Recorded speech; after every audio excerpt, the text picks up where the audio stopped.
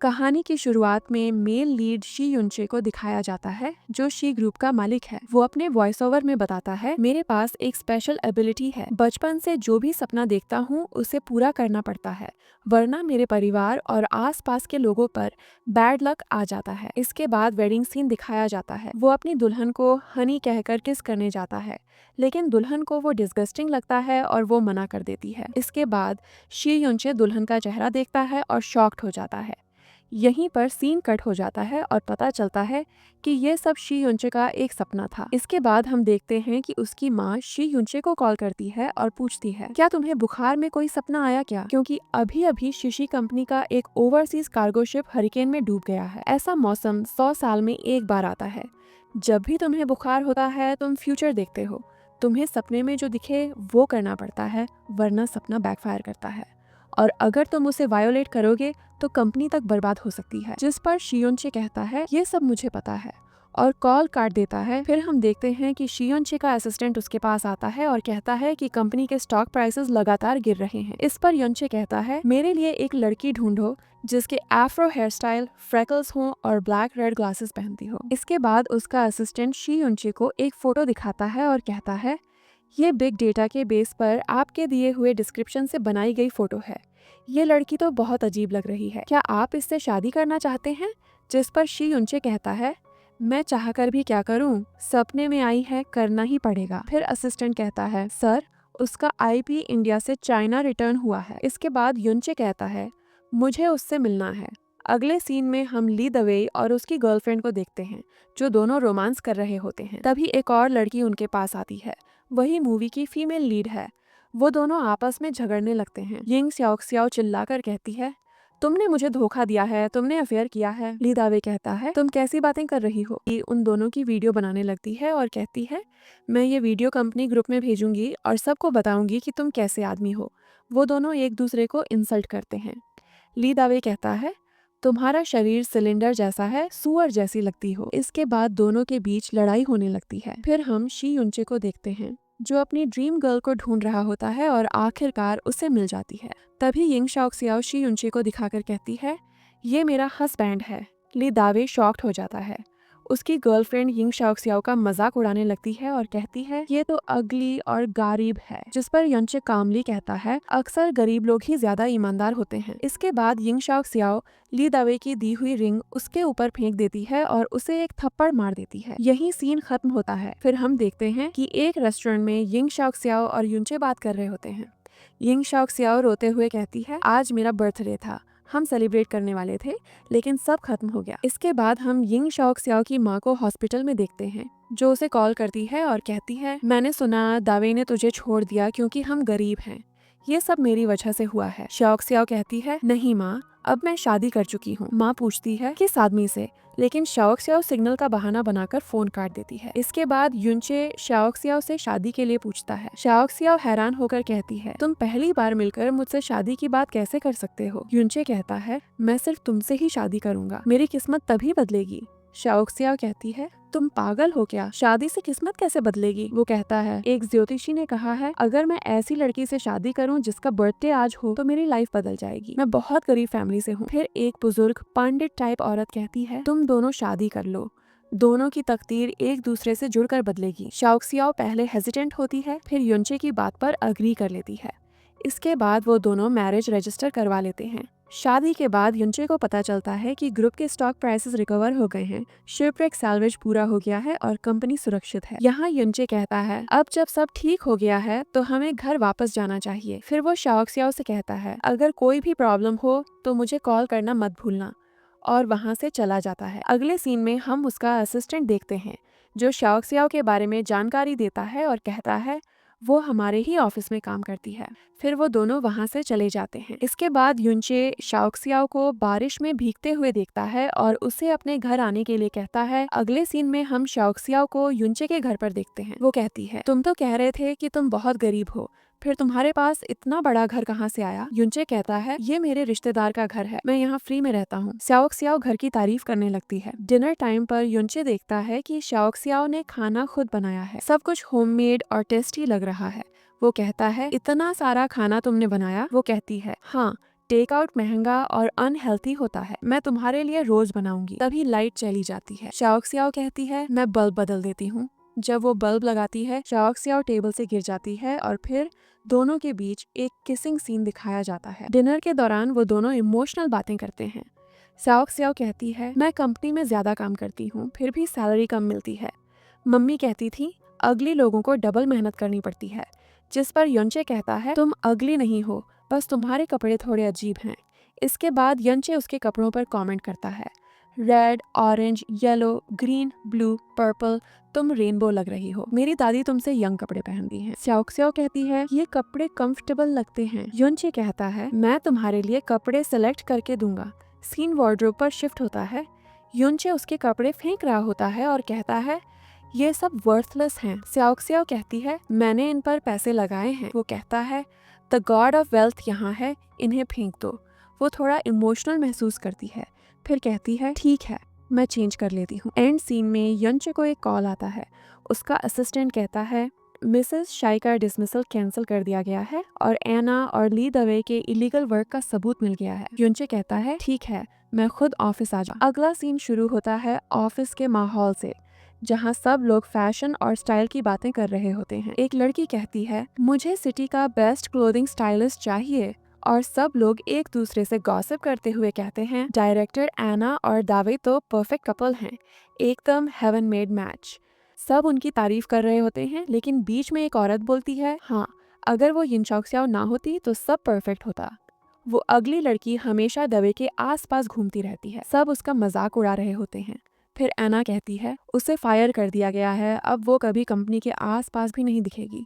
अगले लोगों को अपनी अगलीनेस का पता होना चाहिए, उनकी जगह गार्बेज डंप में है। तभी सीन कट होता है और यिन शाओक्सियाओ की एंट्री होती है।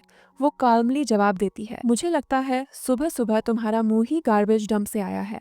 सब सोचने लगते हैं कि शायद उसने प्लास्टिक सर्जरी कराई है, पर एक और कैरेक्टर कहता है ये कॉस्मेटिक सर्जरी नहीं लगती, बस जरा सा ड्रेसअप किया है। इसका फाउंडेशन तो नेचुरल ही स्ट्रॉन्ग है। सीन टेंस हो जाता है जब एना उसे प्रोवोक करती है। यिन तुरंत कहती है अगर तुम्हें फाइट चाहिए तो मैं तुम्हारा चेहरा प्लास्टिक सर्जरी जैसा बना दूंगी। तभी उसका एक्स बॉयफ्रेंड ली दवे आता है और कहता है हमने सिर्फ इसलिए ब्रेकअप किया क्योंकि हम कंपैटिबल नहीं थे। तू एना के लिए मुश्किल मत पैदा कर। यिन गुस्से में कहती है तू जैसा चीटिंग स्कमबैग कुत्ते की तरह भौंक रहा है, क्या पिछली बार का थप्पड़ भूल गया? दावे कहता है तू चाहे जितना भी चेंज कर ले, तेरी असली सोच नहीं बदल सकती। तुझसे ब्रेकअप करना मेरी लाइफ का बेस्ट डिसीजन था। फिर एना आती है और बोस्ट करती है मैंने सिर्फ तेरा बॉयफ्रेंड ही नहीं छीना, बल्कि तेरी जॉब भी छीन ली। जब तक मैं टाइम्स ग्रुप में हूँ तू कभी ऊपर नहीं उठ सकती। यिन सीधा उसकी आंखों में देखकर कहती है तो तुम मुझे फायर करना चाहती हो? एना कहती है हाँ, इंडस्ट्री बदल ले वरना कॉन्सिक्वेंसेस के लिए तैयार रहना। तभी एक कंपनी रिप्रेजेंटेटिव आता है और कहता है मिस यिन, आपको कंपनी से फायर नहीं किया जा रहा, बल्कि हम आपको अपने आर्किटेक्चरल डिजाइनर के रूप में रिटेन करना चाहते हैं। सब शॉक हो जाते हैं। एना के चेहरे का रंग उड़ जाता है। कंपनी मैनेजर कहता है हमने तुम्हें फायर करने के लिए कब कहा था? ये एचआर का फैसला है, डिजाइन डिपार्टमेंट का नहीं। एना और उसके सपोर्टर्स कंफ्यूज हो जाते हैं। फिर एक कॉलीग बोलती है तू तो सिर्फ बैकडोर एंट्री से आई है, मैं तुझे फिर से फायर करवा दूंगी। यिन काल्मली कहती है मैं अपने दम पर यहाँ हूँ। इसके बाद हम ली दवे और यिन शाओक्सियाओ को देखते हैं, जहाँ दवे फिर से आता है और कहता है एना ने मुझे धमकाया था, मैं मजबूर था। उसके पिता शेयर होल्डर हैं और उसका भाई मेरा बॉस है, मैं मना नहीं कर सकता था। यिन कहती है तो तुम कहते हो कि तुम मजबूर थे, तुमने मेरा काम चुरा लिया, मुझे नीचे दिखाया और अब सिंपैथी चाहिए। दावे कहता है जब मैं स्टेबल हो जाऊंगा तो मैं तुम्हें प्रोटेक्ट कर पाऊंगा। यिन चिल्लाती है बस झूठ मत बोलो, तुमने मेरा प्लान अपने नाम पर लिखा, तुम्हें शर्म नहीं आती? तभी एना वहाँ पहुँचती है और दोनों को साथ देख लेती है। वो बीच में आकर कहती है तू अपने एक्स के पीछे पागल है, थर्स्टी और आर्ट। यिन कहती है तुम्हें लगता है मैं उसके पीछे हूँ? तुम जैसी लोगों को तो कचरा भी सोना लगता है। फिर एना उसका प्लास्टिक सर्जरी और उसके लुक्स का मजाक उड़ाती है। इसके बाद हम शी युनचे को देखते हैं, जो ऑफिस के अंदर किसी मटेरियल के बारे में बात कर रहा होता है और ये सब देख लेता है। फिर एना यिन को धमकाती है अगर तू मना करेगी तो मैं तुझ पर हैरासमेंट केस लगा दूंगी और कंपनी ग्रुप में तेरी फोटोज डाल दूंगी। तभी बॉस वहाँ आता है और कहता है एना, तुम ऑफिस एम्प्लॉयज की प्राइवेसी और पोर्ट्रेट राइट्स का वायोलेट कर रही हो, मैं पुलिस बुलाऊंगा। यिन पूछती है तुम यहाँ कैसे आए? युनचे कहता है मैं यहाँ का सिक्योरिटी गार्ड हूँ। तभी ली दवे और अन्ना युनचे पर हंसने लगते हैं। अन्ना कहती है, तेरी प्लास्टिक सर्जरी के पैसे भी इसी ने दिए होंगे क्या? और फिर वो सिक्योरिटी गार्ड पर भी गलत काम का इल्जाम लगाती है। सिचुएशन टेंस हो जाती है। यिन पानी डालकर कहती है, अपना मुंह धो लो, झूठ बोलने से बदबू आ रही है। अन्ना चिल्लाने लगती है। यिन कहती है, अगर फिर से ड्रामा किया तो मैं सच में तेरी फेस लिफ्ट कर दूंगी। तभी सिक्योरिटी गार्ड्स वहाँ आते हैं। एक गार्ड कहता है, ये सिक्योरिटी गार्ड नहीं है। एना सोचती है कि यिन ने अपने पति को कंपनी में घुसाने के लिए सिक्योरिटी यूनिफॉर्म पहनाई है। इसके बाद युनचे का असिस्टेंट वहाँ एंट्री करता है।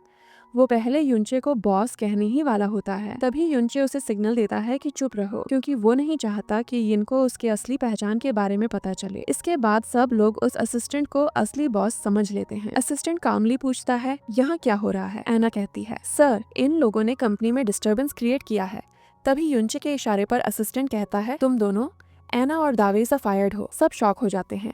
एना चिल्लाती है, आप ऐसा कैसे कर सकते हैं? मेरे पिता शेयर होल्डर हैं। शी कहता है, वही शेयर होल्डर टैक्स फ्रॉड के केस में बोर्ड से निकाल दिए गए हैं। जेल में मिल लेना। इसके बाद सिक्योरिटी गार्ड्स एना और दावी को वहां से ले जाते हैं। अगले सीन में हम यानचू और यान को देखते हैं, जहां उसकी असिस्टेंट यानचू को बॉस कहकर बुलाने लगती है। इसके बाद यान युनचे असिस्टेंट को चुप रहने के लिए कहता है।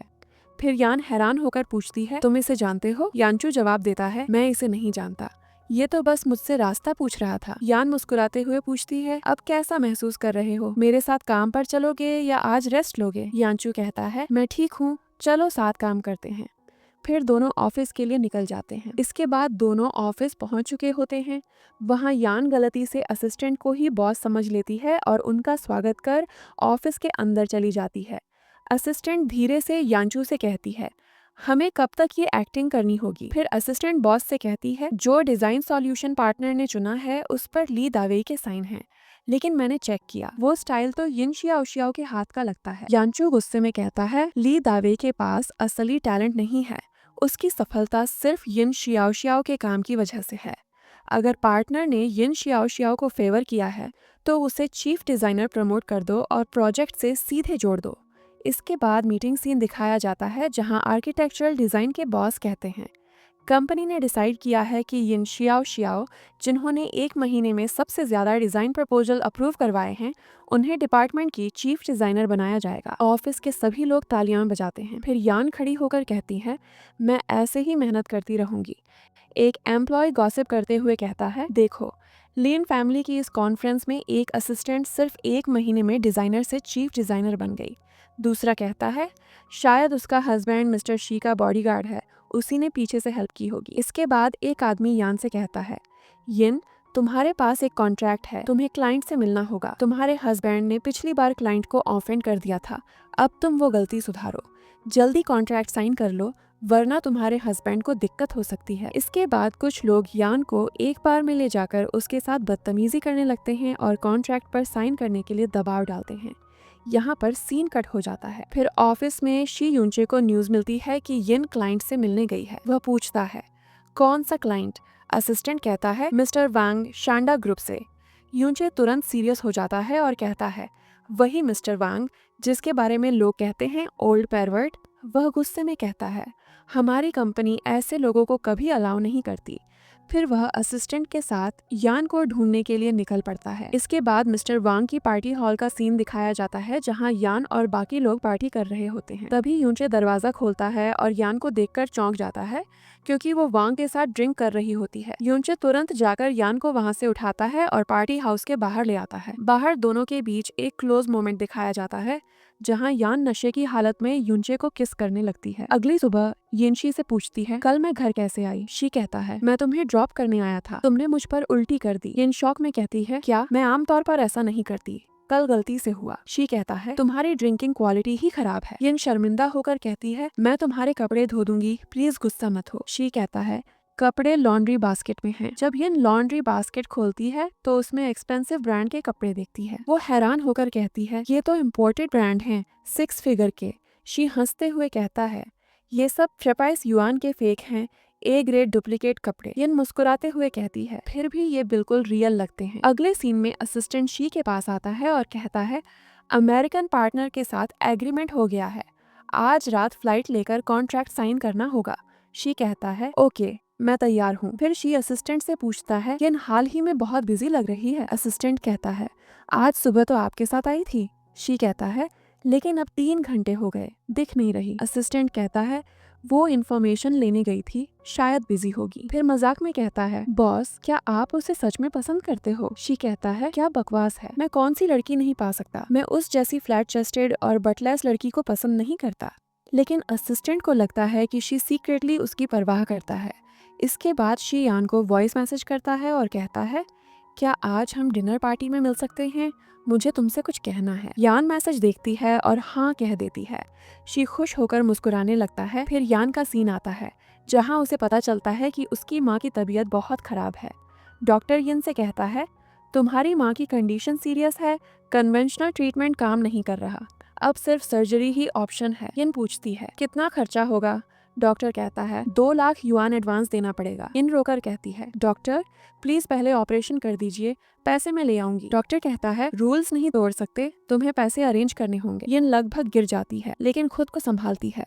फिर शी का सीन आता है। इसके बाद यिन शी को टेक्स्ट भेजती है मैं अपने होम टाउन जा रही हूँ, इमरजेंसी है, तुम वेट मत करना। शी थोड़ा घबरा जाता है और रिप्लाई करता है ठीक है, हम बाद में मिलेंगे। अगले सीन में मिस्टर शी और उनकी असिस्टेंट कॉन्ट्रैक्ट साइन करने के लिए यूनाइटेड स्टेट्स निकल रहे होते हैं। रास्ते में उनकी असिस्टेंट शी से कहती है अगर आपने ये कॉन्ट्रैक्ट साइन कर दिया तो आपका नेटवर्थ दुनिया के सबसे अमीर आदमी से भी ज्यादा हो जाएगा। लेकिन शी यहाँ पर पूछते हैं यिंग शियाओ शियाओ के होम टाउन की इन्वेस्टिगेशन का क्या प्रोग्रेस हुआ। फिर हम यान को देखते हैं जहाँ उसके रिश्तेदार उसके पास आने लगते हैं और घर बेचने की वजह से उससे झगड़ने लगते हैं क्योंकि यान को अपनी माँ के इलाज के लिए अपना घर बेचना पड़ा था। यहाँ पर हम देखते हैं कि शी ये सब सुन लेता है। इसके बाद उसकी असिस्टेंट शी से कहती है कि यान की माँ की तबीयत बिगड़ गई है और वो हॉस्पिटल में है। ये सुनकर शी अपनी असिस्टेंट पर गुस्सा करने लगते हैं और गाड़ी यान के हॉस्पिटल की तरफ ले जाने के लिए बोलते हैं। यहाँ यान के रिश्तेदार गुस्सा करते हुए कहते हैं तुम्हें किसने कहा ये घर बेचने के लिए, ये मेरे पिता का घर था और उनके मरने के बाद ये मेरा होना चाहिए था। ईगल फैमिली तुम्हारे जैसे आउटकास्ट को घर क्यों देगी? इस पर यान गुस्से में कहती है मैंने घर सिर्फ अपनी माँ के इलाज के लिए बेचा है। फिर यान के रिश्तेदार उसे मजबूर करने लगते हैं कि वो एक रिनंसिएशन पेपर पर साइन करे। वो उसे धमकी देते हैं कि अगर उसने साइन नहीं किया तो वो उसकी माँ के फिंगरप्रिंट ले जाएंगे। यान उन्हें रोकने की कोशिश करती है लेकिन तभी उसकी माँ गुस्से में उसे थप्पड़ मार देती है। उसी वक्त शी युनचे वहाँ पहुँच जाते हैं और यान के डिफेंस में खड़े हो जाते हैं। यान के रिश्तेदार शी से कहते हैं तुम्हारा इस परिवार से कोई लेना देना नहीं है, लेकिन शी युनचे उन्हें इग्नोर कर देते हैं और पूरी स्थिति को संभाल लेते हैं। इसके बाद डॉक्टर आती हैं और कहती हैं ट्रीटमेंट का खर्चा हो गया है, प्लीज सर्जरी के लिए साइन कीजिए। सभी लोग ऑपरेशन की तैयारी करने लगते हैं। यान के रिश्तेदार हैरान होते हैं कि पैसे का इंतजाम कैसे हुआ। यान सर्जरी फॉर्म पर साइन करती है और सिक्योरिटी गार्ड्स रिश्तेदारों को वहां से निकाल देते हैं। फिर शी की असिस्टेंट आती है और बताती है कि कंपनी में एक एक्सेलेंट टैलेंट प्लान है जिसमें 200,000 युआन का रिवॉर्ड मिलता है और वही पैसा सर्जरी के लिए इस्तेमाल हुआ है। शियाओ शियाओ उनका शुक्रिया अदा करती है और यान खुश होने लगती है। सर्जरी शुरू होती है। बाहर शी और यान इंतजार करते हैं। थोड़ी देर बाद डॉक्टर आते हैं और कहते हैं सर्जरी सक्सेसफुल रही है, तुम्हारी माँ जल्दी ठीक हो जाएंगी। शियाओ शियाओ डॉक्टर को थैंक यू कहती है और भावुक होकर बोलती है अगर आप नहीं होते तो मुझे नहीं पता मैं क्या करती। कुछ देर बाद हॉस्पिटल में शियाओ शियाओ की माँ होश में आती है। माँ कहती है तू बहुत कमजोर लग रही है, मेरी वजह से परेशान मत हो। शियाओ शियाओ जवाब देती है आप मेरे लिए सब कुछ हैं, मैं खुश हूँ कि आप ठीक हैं। माँ कहती हैं इलाज में बहुत पैसे लग गए होंगे, अब घर चलो और पैसे बचाओ, मैं तेरे दहेज के लिए कुछ रखना चाहती हूँ। शियाओ शियाओ कहती है आपको आराम करना चाहिए, दहेज की जरूरत नहीं है, मैं और शी युनचे पहले ही शादी कर चुके हैं। माँ मुस्कुराकर कहती हैं तो ये तुम्हारा पति है, बहुत अच्छा लड़का लगता है। वो शी युनचे से कहती हैं मैं तुम्हें अपनी बेटी का ख्याल रखने के लिए कह रही हूँ। अगले सीन में एक मीटिंग होती है जहाँ बताया जाता है कि मिस्टर शी को अमेरिका नहीं जाना है बल्कि कॉन्ट्रैक्ट फाइनल करने के लिए टीम कल तक पहुंच जाएगी। शियाओ शियाओ को भी कंपनी वापस बुलाया जाता है। माँ कहती हैं मैं नर्स के साथ सेफ हूँ, तुम दोनों कंपनी जाओ। फिर शी युनचे अपने असिस्टेंट से कहते हैं मैं अपनी असली पहचान शियाओ शियाओ को कैसे बताऊं? असिस्टेंट कहता है सच्चाई हमेशा सबसे अच्छा हथियार होती है। लेकिन शियुनचे सोच में पड़ जाते हैं कि अगर वो सच बोल देंगे तो शियाओ शियाओ गुस्सा हो जाएगी। उसी वक्त यान वहाँ पहुँच जाती है। शी तुरंत वहाँ से उठ जाते हैं और अपनी असिस्टेंट को बैठने के लिए कहते हैं, फिर दिखावा करते हैं कि चेयर रिपेयर हो गई है। यान अपनी फाइल देकर ऑफिस की मंथली समरी सौंपती है और जाने लगती है। तभी असिस्टेंट यान को याद दिलाता है कि कल शी का बर्थडे है। इसके बाद हम यान को एक दुकान में देखते हैं जहाँ वो शी के लिए गिफ्ट खरीद रही होती है, एक पुरुषों की सिल्क शर्ट जिसकी कीमत 15,000 युआन होती है। सेल्स वुमन कहती है ये बेस्ट गिफ्ट है बॉयफ्रेंड या हस्बैंड के लिए। शियाओ शियाओ कहती है थोड़ा महंगा है, लेकिन आखिर में वो शर्ट पैक करवा लेती है। सेल्स वुमन उसे एक वुमन ड्रेस भी दिखाती है और कहती है थोड़ी रिवीलिंग है पर बहुत सुंदर लगेगी। शियाओ शियाओ शर्माते हुए कहती है नहीं, ये ज्यादा एक्सपोज है। लेकिन सेल्स वुमन मुस्कुराकर कहती है जो चीज छिपी हो वो और भी खूबसूरत लगती है। बर्थडे नाइट पर यान शी को गिफ्ट खोलने के लिए कहती है। जब शी गिफ्ट खोलते हैं तो उसमें यान का नाइट गाउन देखकर थोड़ा शॉक्ड हो जाते हैं। यान जल्दी से आती है और सब कुछ समझाने लगती है। शी थोड़ा नाराज होकर वहाँ से जाने लगते हैं। तभी दरवाजा खुलता है, एक लेडी अंदर आती है। शियाओ शियाओ हैरान होकर पूछती है आप कौन? वो मुस्कुराकर कहती हैं मैं शी युनचे की माँ हूँ। शियाओ शियाओ घबरा जाती है और कहती है मैं ऐसे कपड़े आमतौर पर नहीं पहनती। पर शी की माँ दोस्ताना अंदाज में कहती है मैं पुरानी सोच की नहीं हूँ,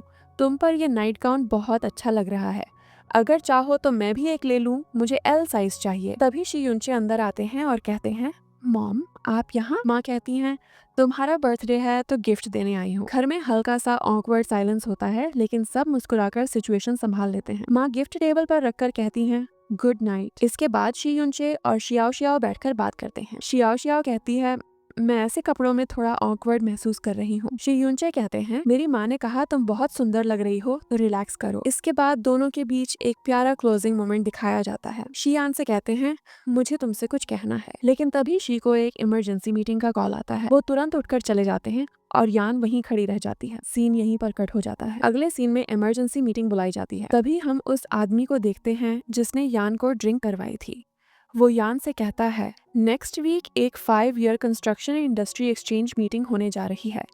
कंपनी ने डिसाइड किया है कि यिन शाओक सियाओ को इस इवेंट के लिए रिप्रेजेंटेटिव बनाया जाए। इस पर शाओक सियाओ थोड़ी शॉक्ड होती है और कहती है लास्ट टाइम तुमने मुझे एक ड्रिंकिंग पार्टी में भेज दिया था और मुझे जबरदस्ती ड्रिंक करवाई थी, अब क्या नया ट्रैप बिछा रखा है? पर शी जोंगी हंसते हुए कहते हैं मैं तुम्हारा लीडर हूँ, ये अपॉर्चुनिटी तुम्हारे लिए गोल्डन है। फिर वो कहते हैं कि मीटिंग में ऑपोजिट जेंडर के कंपेनियन के साथ जाना मैंडेटरी है। वो मजाक में बोलते हैं तुम अपने हस्बैंड को ले जा सकती हो और वहां से जाने लगते हैं। तभी हम एना को देखते हैं जिसे वो आदमी कहता है मैं स्टेज सेट कर चुका हूँ, अब ये ड्रामा कैसे चलेगा ये तुम पर डिपेंड करता है। जिस पर एना कहती है मैं इंश्योर करूंगी कि यिन शाओक सियाओ की इज्जत पूरी तरह से मिट्टी में मिल जाए। और ये सीन यहीं एंड हो जाता है। नेक्स्ट सीन में हम शी और शाओक सियाओ को देखते हैं जहां वो दोनों खाना खा रहे होते हैं। यान शी से कहती है मैं कुछ खा नहीं पा रही, मुझे लगता है यांगलिन मुझे किसी ट्रैप में फंसा रहा है। इस पर शी यन को रिलैक्स होने के लिए कहता है। फिर यान कहती है मीटिंग के लिए 2 इनविटेशन हैं, तुम चाहो तो मुझे साथ ले चलो। शाओक सियाओ मान जाती है और कहती है लेकिन पहले तुम खाना खा लो, उसके बाद मैं तुम्हें ड्रेस सेलेक्ट करने में हेल्प करूंगी। अगले मोमेंट में दोनों एक डिजाइनर स्टोर पहुंचते हैं। शाओक सियाओ कहती है ये कपड़े बहुत एक्सपेंसिव लग रहे हैं, पर शी कहता है मेंबरशिप कार्ड फ्री है। इसके बाद शी और यान मीटिंग में पहुंचने लगते हैं। शाओक सियाओ थोड़ा हेजिटेट करती है लेकिन फाइनली रेडी हो जाती है। तभी एक औरत कहती है लगता है इंडस्ट्री डाउन है, तभी प्लास्टिक सर्जरी एक्सपर्ट्स भी एक्सचेंज मीटिंग में आ रहे हैं। वो शाओक सियाओ को टॉन्ट करते हुए कहती है तेरे हस्बैंड सिक्योरिटी गार्ड है ना, तुम दोनों यहाँ एक्स्ट्रा पैसे कमाने आए हो। शाओक सियाओ कामली कहती है सिक्योरिटी गार्ड भी एक रिस्पेक्टेबल जॉब है। फिर वो औरत कहती है तुम्हें कंपनी से निकाल दिया गया था, मैं अब जांग्स ग्रुप में हायर पोजीशन पर हूँ। शाओक सियाओ जवाब देती है पोजीशन से क्या होता है, तुम्हें तमीज सीखनी चाहिए। इसके बाद यान उसे डराने लगती है जिसकी वजह से वो पानी में गिर जाती है। फिर वो लोग वेन्यू पर पहुंचते हैं जहां कंस्ट्रक्शन इंडस्ट्री एक्सचेंज मीटिंग चल रही होती है। सडनली क्राउड गॉसिप करने लगता है। कोई कहता है टाइम्स ग्रुप के डिजाइनर आए हैं, उन्होंने प्लेजरिज्म किया है। फिर हम एना को देखते हैं। एना लाउडली कहती है ये लड़की मेरी डिजाइन कॉपी करती है। इस पर शी कहता है ये गलत है, वो 1 महीने से ओवरटाइम कर रही थी। एना कहती है मैं 8 साल से इंडस्ट्री में हूँ, ये लड़की अभी ग्रेजुएट हुई है, क्या मैं इससे कॉपी करूंगी? तब शाओक सियाओ आगे बढ़कर कहती है मैं प्रूव कर सकती हूँ कि मैंने प्लेजरिज्म नहीं किया। वो अपने डिजाइन में बोल्ड लाइंस दिखाती है और कहती है ये लेटर्स मेरे इनिशियल्स हैं YX। एना ने मेरे डिजाइन के साथ मेरा नाम भी कॉपी कर लिया। इसके बाद सब लोग देखते हैं और अग्री करते हैं कि सिग्नेचर पैटर्न अलग है। एक जज कहता है यिन शाओक्सियाओ का काम ज्यादा क्रिएटिव है और एना के डिजाइन में सोल की कमी है। एना डिफेंड करती है ये सिर्फ कोइंसिडेंस है, शायद हम दोनों एक ही इंस्पिरेशन से आए। डायरेक्टर कहती है अगर कोई एविडेंस नहीं है तो मैं इसे ऑर्गेनाइजर को रिपोर्ट करूंगी। फिर अनाउंसमेंट होता है first place winner is Yin Shaoxiao from Times Group. सब लोग क्लैप करते हैं। जज कहता है तुम्हारा डिजाइन क्रिएटिव और थॉटफुल है, तुम्हारा फ्यूचर ब्राइट है। इसके बाद शी कहती है मुझे कुछ काम है और कॉल अटेंड करने चली जाती है। उस कॉल पर एक असिस्टेंट कहता है एना के बारे में प्रॉब्लम मिल गई है और मैंने तुम्हारे ईमेल पर भेज दिया है। सीन चेंज होता है। ऑर्गेनाइजर ने यिन शाओक्सियाओ को एक प्राइवेट रूम में बुलाया है, लेकिन वहाँ एना का एक्स कॉलीग ली दावे मिलता है। वो कहता है मैं तुमसे बदला लेने आया हूँ, तुम्हारी वजह से मुझे कंपनी से निकाल दिया गया। शाओक्सियाओ कहती है तुम्हें एना से बदला लेना चाहिए, उसने तुम्हें मैनिपुलेट किया है। पर दावे कहता है तुम दोनों में से कोई सच नहीं बोल रहा। सिचुएशन टेंस हो जाती है। शाओक्सियाओ कहती है अगर तुमने कुछ किया तो ब्लेम हम दोनों पर आएगा, पर दावे उसकी बात नहीं सुनता। वो कहता है मैं तुम्हें वो दर्द दिखाता हूँ जो मैंने सहा है, और वो उसके साथ इंटीमेट होने की कोशिश करता है। शाओक्सियाओ कहती है ये क्राइम है, मुझे छोड़ दो। तभी अवार्ड सेरेमनी शुरू होती है।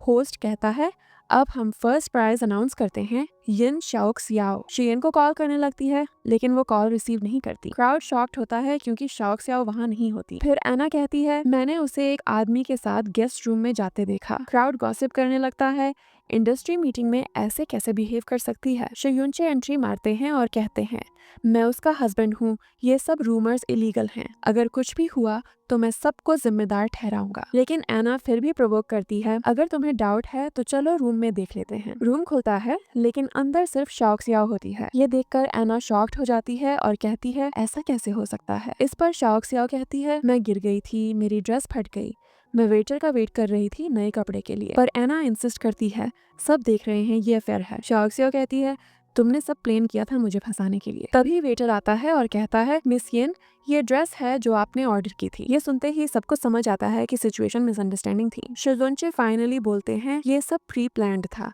एना और उसके लोग मेरी वाइफ के डिजाइन चुरा रहे थे, हमारे पास सब एविडेंस है। एना शॉक्ड हो जाती है और पूछती है तुम जानते कैसे। शियुनचे कहते हैं मैं कंपनी के अंदर के एम्प्लॉइज से जुड़कर सब प्रूफ कलेक्ट कर रहा था, तुम लोग पैसे देकर मेरी वाइफ के मैन्यूस्क्रिप्ट्स चुरा रहे थे। इसके बाद सबको पता चल जाता है कि एना एक बुरी लड़की है और सबकी डिजाइन चोरी करती है। इसके बाद उसे किसी भी कंपनी में जॉब से रिस्ट्रिक्ट किया जाता है। इसके बाद हम यान को देखते हैं जो थोड़ी बेहोश होने लगती है और वो शी को सब कुछ बताने लगती है। यहाँ हमें एक फ्लैशबैक दिखाया जाता है जहाँ यान ने ली दावे के सिर पर एक फ्लावर बकेट से मारा था। फिर एना एक अननोन लड़की से मिलती है जो एना से कहती है क्या तुम यान से बदला लेना चाहती हो, इसमें मैं तुम्हारी हेल्प करूंगी। अगले सीन में हम देखते हैं कि जी शेकिंग नाम की एक लड़की युनचे के घर आने लगती है, जिसके बाद यान शॉक्ड हो जाती है। जी शेकिंग कहती है हे युनचे मेरे लिए पानी गर्म कर दो, मुझे फ्रेश होना है। यहाँ पर यान युनचे से इसके बारे में सवाल करने लगती है। तभी युनचे बताती है कि ये मेरी एक्स गर्लफ्रेंड है और मैं इसे आज कई सालों बाद मिल रहा हूँ। इसके बाद युनचे जी शेकिंग को येन के बारे में इंट्रोड्यूस कराने लगता है और कहता है ये मेरी वाइफ है। जिसके बाद जी शेकिंग कहती है क्या तुम सच में इससे मैरिज करना चाहते हो, मुझे लगता है तुमने इतने सालों तक मेरा इंतजार किया है, इसलिए शायद किसी और से मैरिज रजिस्टर कर लिया। फिर जी शेकिंग कहती है ठीक है, तुमने मेरे लिए इतना टाइम वेट किया, अब मेरे बारे में इतना ही कहना काफी है, बोलकर वहां से चली जाती है। इसके बाद यान युनचे से कहती है मैं अभी तुम्हारे कैरेक्टर पर बिलीव कर रही हूँ, लेकिन अगर मुझे बाद में पता चला कि तुम जी शेकिंग से मिल रहे हो तो मैं तुम्हें कभी नहीं छोड़ूंगी।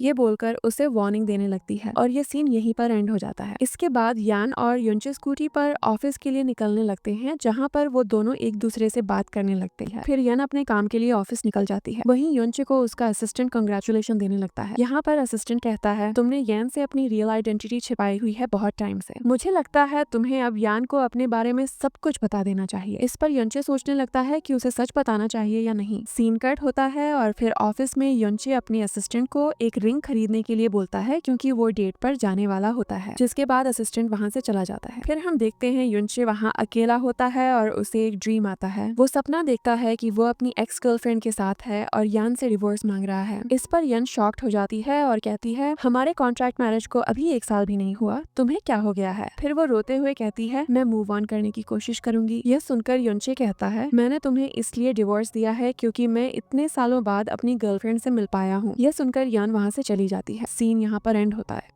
इसके बाद हम देखते हैं जी शुएचिंग डिजाइन मैनेजर की चेयर पर बैठी होती है। तभी यान आती है और उसे देखकर शॉक्ड हो जाती है। यान जी शुएचिंग को स्टाफ चेंज करने और डिजाइन दिखाने लगती है। तभी जी शुएचिंग कहती है, क्या तुम्हें सच में लगता है कि युनचे तुम्हें लाइक करता है? इस पर यान कहती है, हम दोनों लीगली मैरिड हैं। जी शुएचिंग जवाब देती है, एक मैरिज सर्टिफिकेट किसी कपल को डिफाइन नहीं कर सकता।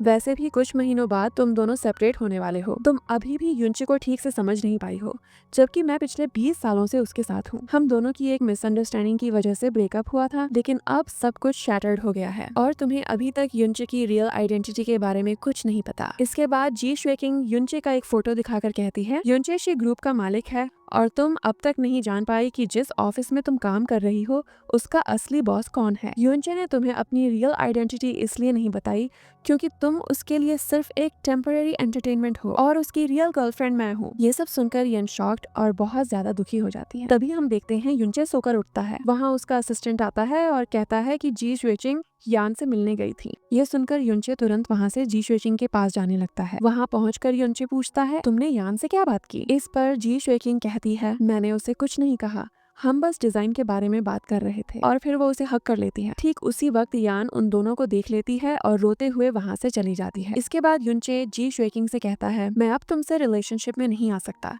क्योंकि मैं यान को लाइक करता हूँ और वैसे भी वो मेरी वाइफ है। फिर वो यान के पास जाने के लिए निकलता है, उसके डोर पर नॉक करता है और सोचता है, मेरे ड्रीम में जो भी कॉन्सिक्वेंसेस हों, लेकिन मैं येन को डिवोर्स नहीं दे सकता। फिर वो यान के पास जाता है, उसे सब कुछ समझाने की कोशिश करता है, लेकिन यान युनचे की बात सुनने के मूड में नहीं होती। तभी युनचे टेबल पर गिरी हुई फोटो देखता है और समझ जाता है कि यान को अब उसकी रियल आइडेंटिटी के बारे में सब कुछ पता चल चुका है।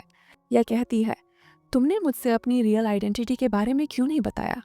क्या तुम मुझसे डिवोर्स देने के बारे में सोच रहे हो? जिसके बाद युनचे सोचता है, अब मैं अपने ड्रीम के बारे में यान को कैसे समझाऊं? जिसके बाद यान कहती है, अब मुझे समझ आ गया, मैं तुम्हारे लिए सिर्फ एक टेम्पररी एंटरटेनमेंट लड़की थी, इसलिए तुमने मुझे अपनी रियल आइडेंटिटी से दूर रखा। इस पर युनचे यान से माफी मांगने लगता है और कहता है, मैंने तुम्हारे साथ कभी ऐसा व्यवहार नहीं किया। लेकिन यान गुस्सा होकर वहाँ से चली जाती है। अगले सीन में हम येन को ऑफिस में देखते हैं, जहां पर आर्किटेक्चरल डिजाइन मैनेजर उस पर गुस्सा करने लगती है क्योंकि उसने अपना प्रोजेक्ट सही से कंप्लीट नहीं किया होता। इस पर येन कहती है, मुझे अभी एक बहुत बड़ा झटका लगा है, मेरा ब्रेकअप होने वाला है, शायद इसलिए मैं अपना काम ठीक से नहीं कर पाई। ये सुनकर मैनेजर और भी ज्यादा गुस्सा हो जाती है और कहती है, मैं यहाँ तुम्हारे पर्सनल इश्यूज सुनने नहीं आई हूँ, मुझे किसी भी हालत में मेरा काम चाहिए। फिर वो प्रोजेक्ट यान को देती है और कहती है, अगर काम ठीक से नहीं किया तो मैं तुम्हें ऑफिस से फायर कर दूंगी। यहीं पर हम युनचे को देखते हैं जो मैनेजर पर गुस्सा करने लगता है, लेकिन मैनेजर युनचे को सिक्योरिटी गार्ड बोलकर उसका मजाक उड़ाने लगता है। तभी युनचे मैनेजर को फायर करने की बात करता है। उसी वक्त उसका असिस्टेंट वहाँ आता है और मैनेजर को एक फाइल देता है। फाइल देखते ही मैनेजर शॉक्ड हो जाता है और कहता है, क्या तुम मजाक कर रहे हो? इसके बाद असिस्टेंट अनाउंस करता है कि युनचे इस ऑफिस का रियल बॉस है। ये सुनकर ऑफिस के सारे स्टाफ शॉक्ड हो जाते हैं। फिर युनचे मैनेजर से कहता है, तुम्हें यान को रूड वर्ड्स कहने या उसे बुली करने के लिए नहीं, बल्कि इसीलिए फायर किया जा रहा है क्योंकि तुम ऐना से मिले हुए थे और यान की डिजाइन उसे दे रहे थे। मैंने ये सब सर्वेलेंस में देख लिया है, इसी वजह से तुम्हें कंपनी से निकाला जा रहा है। ये सुनकर मैनेजर युनचे के पैरों में गिरकर माफी मांगने लगता है और कहता है, मैं फिर कभी ऐसा नहीं करूंगा। लेकिन युनचे उसकी बात नहीं मानता और सिक्योरिटी गार्ड उसे बाहर ले जाते हैं। इसके बाद युनचे यान को कहीं ले जाने लगता है। हम देखते हैं कि वो दोनों एक नोटरी ऑफिस पहुंचते हैं। वहाँ युनचे यान से कहता है, मैं चाहता हूँ कि मेरी सारी प्रॉपर्टी तुम्हारे नाम कर दूं। कल रात मैंने इस बारे में बहुत सोचा और ये डिसाइड किया है कि अगर कल को हमारा डिवोर्स भी हुआ तो मेरी हाफ प्रॉपर्टी तुम्हें मिलेगी। ये सुनकर यन मना कर देती है,